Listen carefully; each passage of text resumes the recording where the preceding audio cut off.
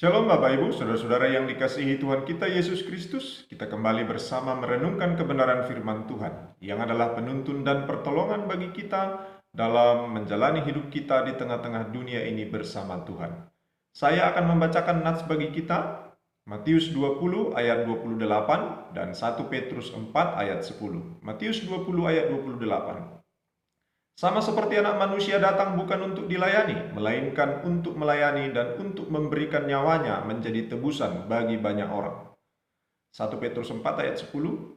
Layanilah seorang akan yang lain, sesuai dengan karunia yang telah diperoleh tiap-tiap orang sebagai pengurus yang baik dari kasih karunia Allah. Saudara-saudara, kita terus dalam perenungan seminggu belajar tentang menanggapi Tuhan. Bagaimana kita menanggapi Tuhan atas karunia, atas keselamatan, atas anugerah, atas seluruh kebaikan yang Tuhan telah berikan kepada kita. Bagaimana kita menanggapinya? Dalam perenungan kita hari ini, kita akan belajar menanggapi Tuhan, yaitu melayani.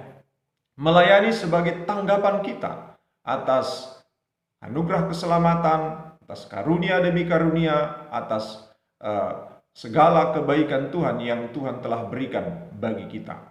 Saudara-saudara, jika kita belajar firman Tuhan, maka kita akan dituntun kepada arti melayani yang sebenarnya. Saudara-saudara, kita harus selalu menyadari bahwa Kristus adalah penebus kita, yang artinya kita adalah tebusan. Tebusan artinya orang yang seluruh hidupnya dikuasai oleh yang menebus. Tebusan adalah doulos atau hamba yang hidupnya sepenuhnya dikuasai oleh Tuhan yang telah menebusnya. Tuhan yang memilikinya. Saudara-saudara yang dikasihi oleh Tuhan kita Yesus Kristus, sebagai tebusan, seyogyanya membuat setiap kita adalah orang-orang yang gemar atau giat melayani. Bagaimana tidak? Bukankah kita telah lebih dahulu dilayani oleh Tuhan kita? Tuhan telah lebih dahulu melayani kita. Bukankah seyogyanya kita semua adalah orang-orang yang giat dan gemar melayani Tuhan? Dalam Matius 20:28 nas kita tadi jelas dikatakan bahwa Tuhan kita adalah Tuhan yang telah lebih dahulu melayani kita. Sama seperti anak manusia datang bukan untuk dilayani, melainkan untuk melayani dan untuk memberikan nyawanya menjadi tebusan bagi banyak orang.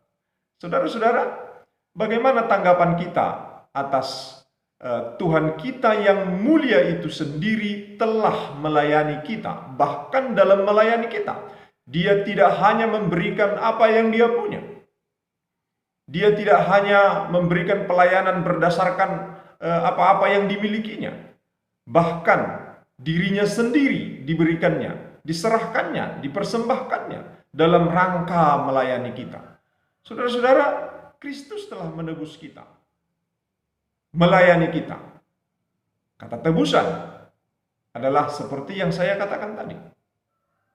Kita berada dalam kuasa, kita menjadi milik yang menebus kita. Kristus telah menebus kita. Kata tebusan adalah kata yang berarti kita sebelumnya adalah tergadai, dikuasai oleh pihak lain. Tergadai kepada apa? Tergadai kepada dosa, dikuasai dosa, melayani dosa, melayani diri sendiri, hidup untuk dosa dan hidup untuk diri sendiri. Itulah ketergadaian kita sebelumnya.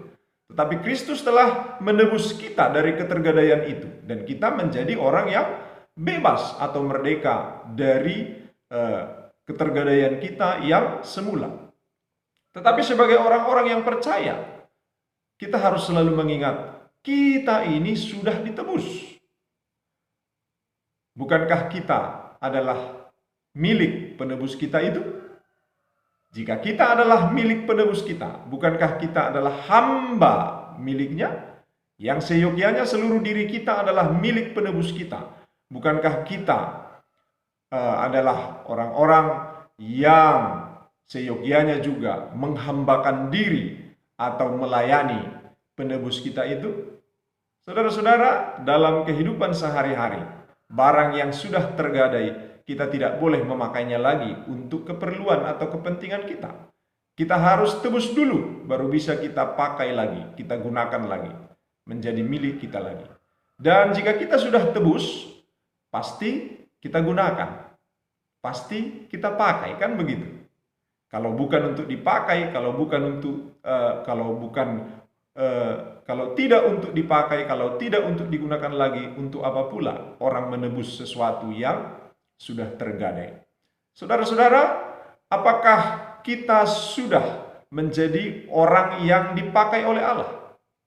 Apakah kita sudah menjadi orang yang berguna bagi Allah, bagi kerajaan Allah? Kita sudah ditebus. Melayani Tuhan adalah cara kita dipakai oleh Allah. Saudara yang dikasihi Tuhan kita Yesus Kristus, berbicara tentang melayani, barangkali tidak berlebihan jika saya katakan bahwa sudah lama dan sudah biasa bagi kita orang-orang percaya, ketika bicara tentang melayani, maka yang kita maksudkan adalah melayani dalam ibadah, ambil bagian atau turut dalam program atau kegiatan gerejawi atau persekutuan, ikut sebagai panitia, sebagai pengurus, dan yang sejenis dengan itu. Dan sepertinya orang-orang Kristen, kita orang-orang percaya, semakin mempersempitnya lagi, bahwa yang melayani adalah orang-orang yang punya jabatan atau gelar gerejawi. Yang disebut pelayan adalah orang-orang yang punya gelar jabatan gerejawi, seperti pendeta, penatua, diaken, evangelis, dan posisi-posisi atau jabatan-jabatan bergelar lain dalam gereja atau dalam persekutuan. Dan bukan berhenti hanya sampai di situ. Ya. Sepertinya kita semakin mempersempitnya lagi. Semakin membuat arti melayani itu lebih sempit lagi, yaitu ketika kita menyematkan istilah hamba, pelayan, hamba Tuhan hanya kepada seorang pendeta. Saya begitu sering mendengar banyak orang Kristen yang memang hanya menyematkan gelar hamba hanya kepada pendeta. Karena saya pendeta, saya sering mendengar ungkapan itu. Ketika orang menyinggung saya, menyebut saya, maka dipakai istilah hamba. Ketika menyinggung yang lain, membicarakan yang lain, tidak digunakan istilah hamba. Dalam pembicaraan sehari-hari atau dalam doa, orang-orang percaya, orang-orang Kristen begitu mudah memunculkan istilah hamba ini dan menyematkannya kepada pendeta saja. Ini yang membuat semakin sempit apa itu melayani. Ketika seorang pendeta kurang dihargai, orang berkata, itu hamba Tuhan. Itu hamba Tuhan loh. Jangan begitu. Tapi ketika orang yang bukan pendeta, kita lihat kurang dihargai, belum pernah ada orang berkata, itu hamba Tuhan loh. Harus dihargai. Saya belum pernah mendengar begitu, saudara-saudara. Apakah memang dia bukan hamba? Karena dia bukan pendeta? Dalam berdoa pun kan sering begitu ya, kita dengar. Saya sih pengalamannya sering begitu, karena saya sering didoakan. Ketika orang mendoakan saya, maka langsung muncul gelar, hambamu ya Tuhan, pendeta Jenerato Simanula. Tapi ketika mendoakan orang-orang yang lain, sebelumnya atau sesudahnya, jarang sekali gelar hamba ini disematkan kepadanya. Apakah memang benar bahwa hamba Tuhan itu adalah hanya pas untuk pendeta? Atau hanya pendeta? Tapi itu sebuah kenyataan yang sering kita dapati, atau mungkin kita pun bisa berada di dalamnya yang memahaminya sedemikian. Saudara, semua keadaan atau kenyataan-kenyataan itu akhirnya membuat kita akhirnya melihat bahwa lapangan pelayanan itu begitu sempit. Dan yang disebut pelayan itu begitu sedikit. Apakah memang demikian? Mari kita lihat apakah arti melayani, siapakah yang disebut melayani, dan bagaimanakah melayani berdasarkan 1 Petrus 4 ayat 10 nats kita tadi. Dikatakan, layanilah seorang akan yang lain, sesuai dengan karunia yang telah diperoleh tiap-tiap orang sebagai pengurus yang baik dari kasih karunia Allah. Kita perhatikan sekali lagi, layanilah seorang akan yang lain, sesuai dengan karunia yang diperoleh tiap-tiap orang sebagai pengurus yang baik dari kasih karunia Allah. Begitu mudah bagi kita untuk melihat, bukan? Bahwa yang diperintahkan untuk melayani adalah tiap-tiap orang. Semua orang adalah pelayan. Kan begitu sederhananya. Nah, tapi kita mau lihat dulu. Apakah melayani berdasarkan nats ini? Melayani adalah ketika kita melakukan sesuatu kepada orang lain dengan menggunakan karunia atau pemberian-pemberian yang Tuhan telah anugerahkan kepada kita. Siapakah yang disebut pelayan? Yaitu setiap orang yang telah menerima karunia atau pemberian-pemberian Tuhan. Adakah orang yang tidak menerima karunia atau pemberian dari Tuhan? Bagaimana kita dapat melayani?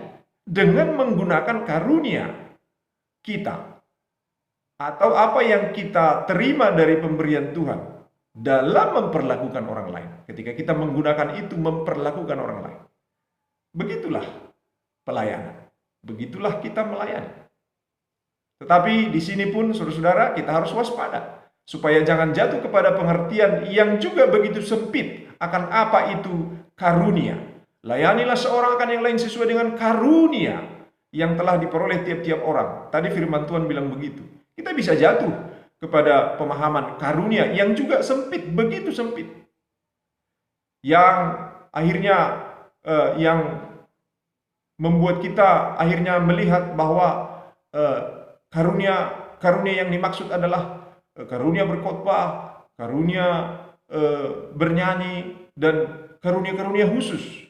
Kita lebih cenderung mengartikan karunia itu sebagai bakat-bakat istimewa, bakat-bakat khusus.